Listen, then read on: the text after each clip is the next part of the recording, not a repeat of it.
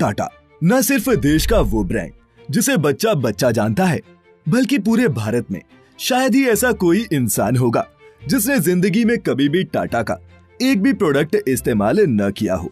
देश के नमक से लेकर देश की एयरलाइंस तक, स्टील से लेकर कार्स तक, होटल से लेकर चाय तक, टाटा सब कुछ बनाता है। कुल जमा बात ये है कि अगर हम ये कहें कि टाटा सिर्फ देश का नमक ही नहीं बल्कि पूरा देश बनाता है तो भी गलत नहीं होगा। टाटा कोई कंपनी नहीं है, बल्कि ये कई कंपनी से बना एक ग्रुप है जो करोड़ों लोगों को रोजगार देता है और ये देश के वर्तमान और भविष्य दोनों को बना रहे हैं। और रतन टाटा देश के बाकी बिजनेसमैन अंबानी और अडानी से बिल्कुल अलग हैं। वो बिजनेसमैन नहीं बल्कि इंडस्ट्रियलिस्ट हैं। वो इंडस्ट्रियलिस्ट जिनके लिए पूरे देश के दिल में इज्जत है। और ऐसा नहीं है कि ये इज्जत सिर्फ रतन टाटा के लिए है, बल्कि JRD टाटा के टाइम से ही टाटा ऐसे काम करता रहा है जिससे उसे अपना आज का ये मुकाम मिला है। तो चलिए आज जानते हैं टाटा की पूरी कहानी। दोस्तों, टाटा की शुरुआत जमशेदजी टाटा ने की थी, जिनका जन्म 1839 में एक पारसी परिवार में हुआ था। बात है 19वीं सदी के अंत की। भारत के कारोबारी जमशेदजी टाटा एक बार मुंबई के सबसे महंगे होटल में गए, लेकिन उनके रंग के चलते उन्हें होटल से बाहर जाने को कहा गया। कहा जाता है कि उन्होंने उसी वक्त तय किया कि वह भारतीयों के लिए इससे भी बेहतर होटल बनाएंगे और 1903 में मुंबई के समुद्र तट पर ताजमहल पैलेस होटल तैयार किया गया। ये मुंबई की पहली ऐसी इमारत थी जिसमें बिजली थी, अमेरिकी पंखे लगे थे, जर्मन लिफ्ट मौजूद थी और अंग्रेज खानसामा भी थे। रतन टाटा के साथ ऐसा ही कुछ फोर्ड ने भी किया था, वो भी आपको बताएंगे। बस आपको वीडियो के लास्ट तक हमारे साथ बने रहना है। दोस्तों, टाटा के पूर्वज पारसी पुजारी थे, लेकिन जमशेदजी ने तो कपड़े, चाय, तांबा, पीतल और यहाँ तक अफीम के धंधे में भी अपनी किस्मत आजमाई, क्योंकि तब अफीम का धंधा कानूनी तौर पर मान्य था। उन्होंने इस दौरान काफी यात्राएं की और नई खोजों को लेकर वो बहुत ज्यादा उत्साहित रहते थे। ब्रिटेन की एक यात्रा के दौरान उन्हें लैंकाशायर कॉटन मिल की क्षमता का अंदाजा हुआ। साथ में ये एहसास भी हुआ कि भारत अपने शासक देश को इस मामले में चुनौती दे सकता है।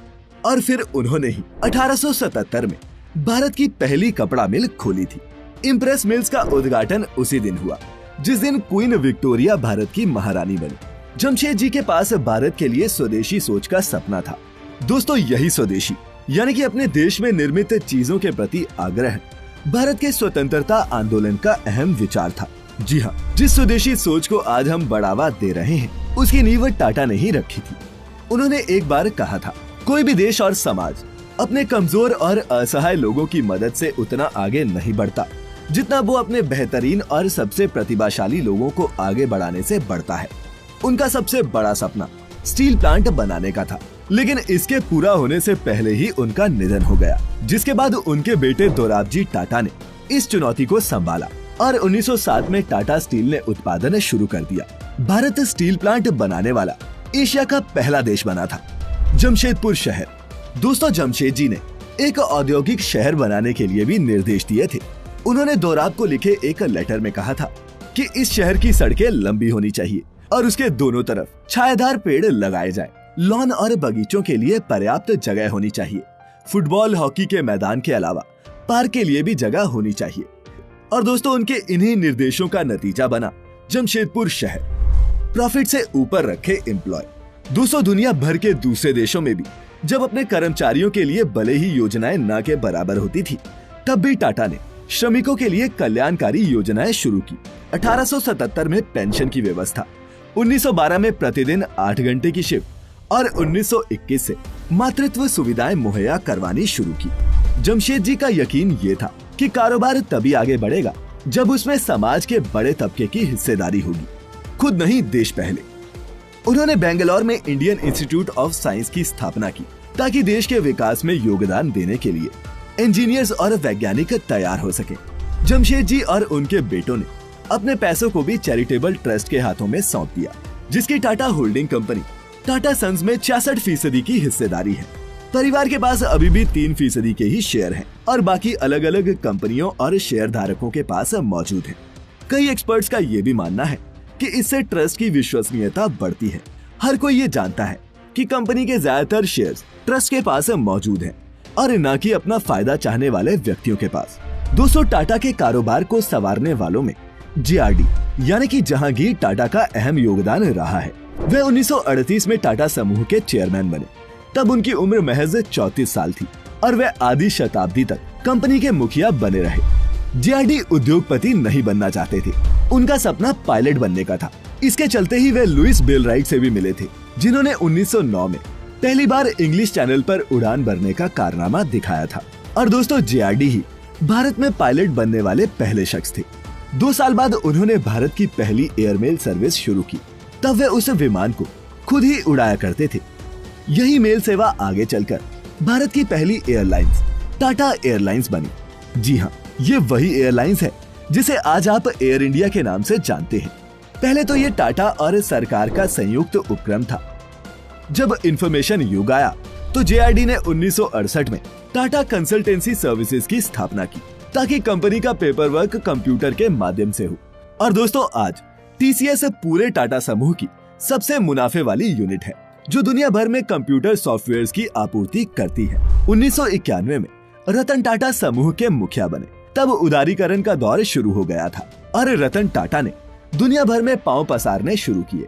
टाटा समूह ने टेक्लिटी का अधिग्रहण किया। इसके अलावा इंश्योरेंस कंपनी AIG के साथ उन्होंने बॉस्टन में एक संयुक्त इंश्योरेंस कंपनी खोली। उन्होंने यूरोप के कोरस टी का भी अधिग्रहण कर लिया। हमेशा से ही रतन टाटा का फोकस ऑटो सेक्टर की कंपनी टाटा मोटर्स पर रहा है।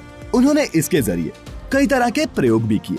मसलन मिडिल क्लास की कार के सपने को पूरा करने के लिए लखटकिया नैनो को लॉन्च किया और टाटा ने पहली देसी पैसेंजर कार इंडिगा को भी बनाया था। इंडिगा को लेकर रतन टाटा काफी उत्साहित थे, लेकिन शुरुआती दिनों में उन्हें उम्मीद के मुताबिक नतीजे नहीं मिले। इस वजह से रतन टाटा ने अपने कार बिजनेस को बेचने का फैसला किया। इस बिजनेस को खरीदने के लिए अमेरिका की कार निर्माता कंपनी फोर्ड ने दिलचस्पी दिखाई थी।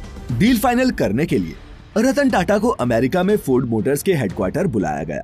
हेडक्वार्टर्स में 3 घंटे तक चली मीटिंग के दौरान फोर्ड के अधिकारियों का व्यवहार थोड़ा अपमानजनक रहा था। फोर्ड के अधिकारियों ने रतन टाटा से ये तक पूछ दिया कि जब आप कुछ नहीं जानते तो कार बनाना शुरू ही क्यों किया था। असल में फोर्ड के ये अधिकारी ये दिखा रहे थे जैसे वो टाटा के कार कारोबार को खरीदकर उन पर एहसान कर रहे हैं। लेकिन रतन टाटा ने ये डील कैंसिल कर दी। उन्होंने भारत वापस आकर एक बार फिर टाटा मोटर्स पर फोकस किया। इसी बीच साल 2008 की मंदी से फोर्ड मोटर्स को काफी नुकसान उठाना पड़ा। फोर्ड की हालत इतनी खराब हो गई कि उसने अपने जैगुआर और लैंड रोवर ब्रांड्स को बेचने का फैसला किया, जिसे खरीदने के लिए रतन टाटा सबसे आगे आए और उन्होंने इस पर कब्जा जमाया। इस तरह से रतन टाटा ने अपने अपमान का बदला लिया था। आर्थिक मंदी के दौर में टाटा को लेकर एक बड़ा विवाद उठा जब टाटा ने यूरोप के अपने स्टील ऑपरेशंस के बड़े हिस्से को बेचने का फैसला किया। तब ब्रिटेन की कर्मचारी यूनियंस ने आरोप लगाया कि टाटा अपने मूल्यों के प्रति ईमानदार नहीं है। तब रतन टाटा भारत से सीधे ब्रिटेन पहुंचे और घोषणा की कि बिना किसी सलाह मशवरे के ऐसा नहीं होगा। दिसंबर 2012 में रतन टाटा ने टाटा ग्रुप की कमान टाटा परिवार से बाहर के व्यक्ति साइरस मिस्त्री के हाथों में दे दी थी और उन्हें कंपनी का चेयरपर्सन नियुक्त किया गया था। दोस्तों, टाटा समूह के कारोबार का मुख्य उद्देश्य पारसी उक्ति हमाता हुक्ता और हवाष्टा पर आधारित है, जिसका मतलब है अच्छे विचार, अच्छे बोल और अच्छे काम। लेकिन जब कारोबार बढ़ता चला जाता है तो ये भी मुश्किल होता जाता है। आपको क्या लगता है कि टाटा किस तरह के इंसान हैं? नीचे हमें कमेंट करके जरूर बताएं। साथ ही अगर आपको आज की ये वीडियो पसंद आई हो तो इसे लाइक करने के साथ साथ अपने दोस्तों और रिश्तेदारों के साथ शेयर करना ना भूलें। अगर आप ये वीडियो YouTube पर देख रहे हैं तो सब्सक्राइब करें हमारे YouTube चैनल्स को और उस बेल आइकन को दबा दें ताकि आपको नई वीडियो की नोटिफिकेशन तुरंत मिल जाए। और अगर आप इस वीडियो को Facebook पर देख रहे हैं तो लाइक करें हमारा Facebook पेज। फिलहाल आज के लिए बस इतना ही। आपका बहुत बहुत शुक्रिया।